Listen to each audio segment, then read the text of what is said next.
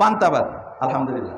এই যে পান্তাবাদ, পান্তা ইলিশ, জীবনে পান্তাবাদকে যারা যারা খায়, যারা দরিদ্র, এরা তো সবসময় পান্তাবাদ খায়, কারণ এরা গরম ভাত বা যারা আমরা আগে দেখেছি যে পানি পান্তা জল 7.5 মর্দের বা 7 মর্দের বল, আমাদের গ্রাম্য ভাষায় একটা কথা ছিল, গ্রাম্য ভাষায় একটা কথা, যারা আজকের যুগের মানে গরিবরা বা আগের যুগে বর্তমানে যে অসুস্থ বা অসুখ বিসুখ, এগুলো কেন?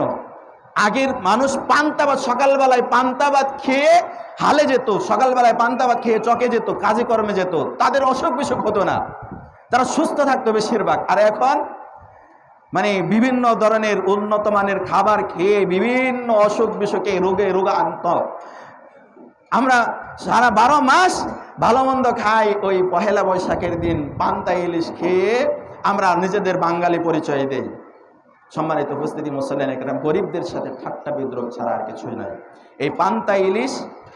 মানে মোট কথা হচ্ছে, পহেলা বৈশাখ উপলক্ষে কোনো অনুষ্ঠান, কোনো আয়োজন, ভিন্ন কোনো কর্ম করা যাবে না। আমি আজকে যেরকম চলবো, আগামীকালও ঠিক সেরকম চলবো।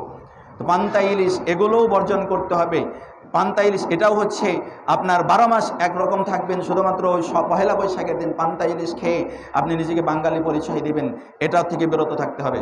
তো সম্মানিত উপস্থিতি, আমি আজকে শুরুতেই বলেছিলাম 2টা বিষয় নিয়ে কথা বলবো। একটা হচ্ছে পহেলা বৈশাখ।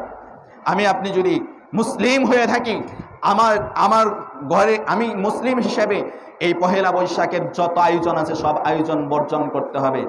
শুধু আমি বর্জন করলে চলবে না, আমার ঘরে ছেলে মেয়ে যারা আছে সকলকেই সতর্ক সাবধান থাকতে হবে, ঘরে বন্দি করে রাখতে হবে, ওরা যেন কোনো আয়োজনে, পহেলা বৈশাখের কোনো আয়োজনে অংশগ্রহণ করতে না পারে, সে খেয়াল আমার আপনার রাখতে হবে। তো সম্মানিত উপস্থিতি, মুসল্লিয়ান কেরাম, এরপরে যে বিষয়টা আমি